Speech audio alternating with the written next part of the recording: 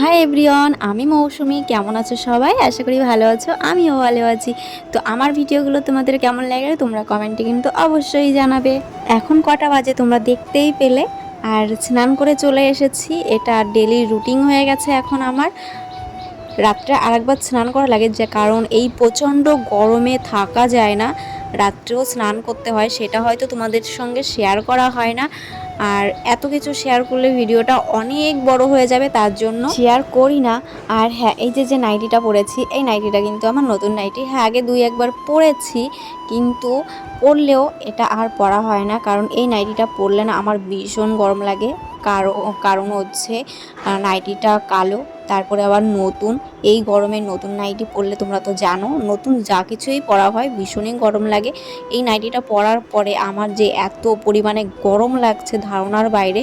তবে তোমাদের দাদাভাই বলেছিল যে চেঞ্জ করে নাও, তারপরে আবার ভাবলাম যে এইটা খুলে আবার একটা পরবো, রাত্রিবেলা স্নানের পর আবার একটা পরবো, তার থেকে থাক, পরে আবার একটা পরে নেব স্নান করার পরে রাত্রিবেলা।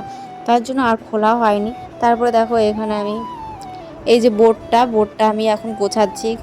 আমরা উপরে একটা ফ্যান চলেছে, তারপরে আবার ছোট একটা টেবিল পাখাও চালিয়েছে, এত পরিমাণে গরম।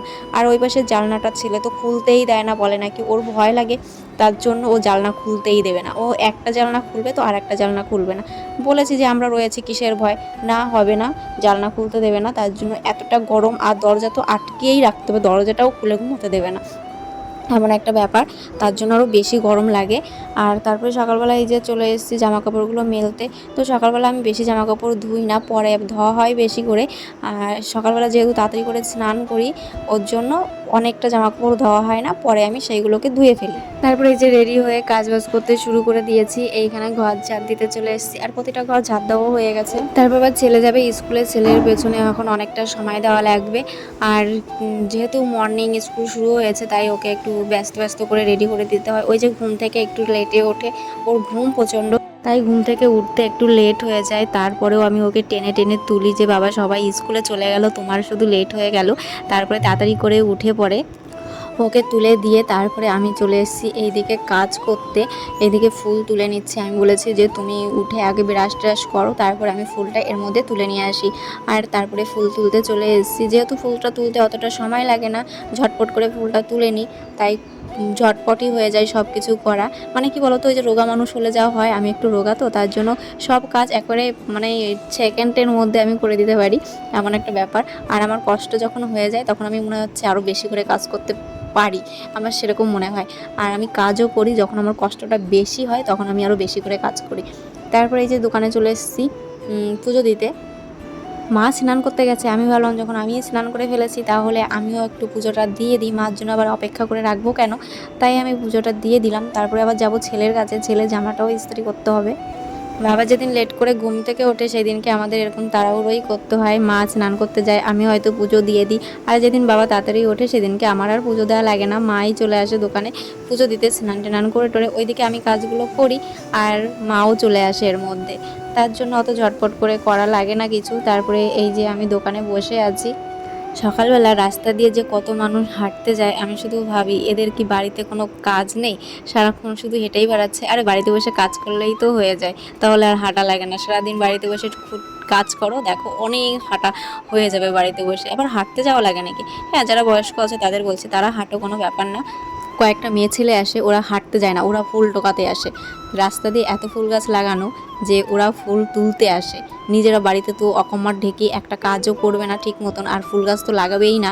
তারপরে আবার লোকের বাড়ির ফুল গাছের উপর ফুল লোভ দেবে আর ফুলগুলো তুলে নিয়ে চলে যাবে। মানে ওদের কিছু বলার নেই। বাড়িতে কিন্তু গাছগুলো লাগালে বাড়িটাও সুন্দর লাগে। আর আমাদের কাছে কতগুলো ফুল হয়েছে দেখেছো? আমি আজকে ফুলগুলো দেখে ভীষণ অবাক হয়েছি যে এত পরিমাণে ফুল হয়েছে, তুলতে যে আমার এত ভালো লেগেছিলো। আর আসনটাও মা সাজিয়েছিল সেই রকম সাজানো। তারপরে ছেলে জামাটা ইস্ত্রি করে দিয়ে ওকে রেডি করিয়ে তারপরে ওই যে চলে যাচ্ছে ও। আর ও জামার বোতামটা আমাকেই আটকে দিতে হয়, ও পারে না জামার বোতামটা আটকাতে, বলে মা আমি পারছি না। তারপরে ও এই যে এখন স্কুলে যাচ্ছে, আর আমাকে সবসময় বলে যায়, যেখানেই যাক না কেন বলে যায় মা আমি আসছি। আমি বলি হ্যাঁ বাবা আসো, ভালোভাবে কিন্তু সাবধানে। রাস্তায় ও কুকুরের ভয় পায় ভীষণ পরিমাণে, আমি সবসময় বলে দিই বাবা কুকুর সাবধান, কুকুর যেখানেই দেখবে দাঁড়িয়ে পড়বে, দাঁড়িয়ে কাউকে দেখবে রাস্তায় যে যাচ্ছে, তারপরে তার পেছন পেছন যেও, নাহলে ওই কুকুরে যদি একবার তাড়া করে তুমি ওর সঙ্গে পারবে না।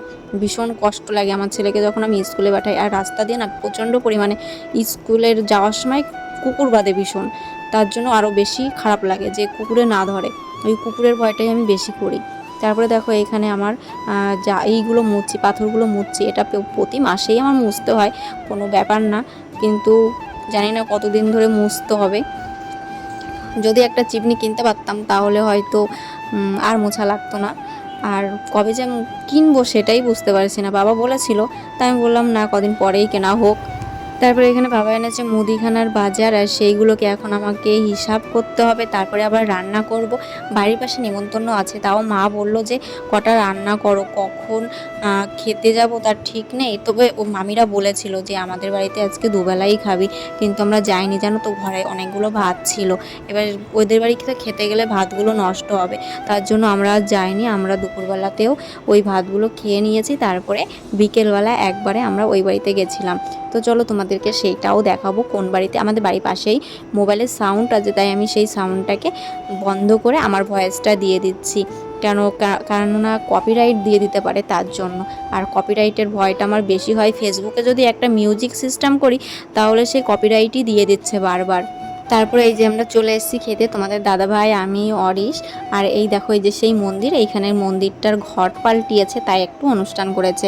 তো চলো আজকের ভিডিওটা এই পর্যন্ত। ভিডিওটা কেমন লাগলো অবশ্যই জানিও, আর যারা এখনও আমার চ্যানেলটিকে সাবস্ক্রাইব করোনি তারা অবশ্যই সাবস্ক্রাইব করে দিও, আর যারা ফেসবুক থেকে দেখছো তারা ফলো করে নিও। আর তত সময় সবাই ভালো থেকো, সুস্থ থেকো, আর সবাইকে ভালো রেখো। টাটা।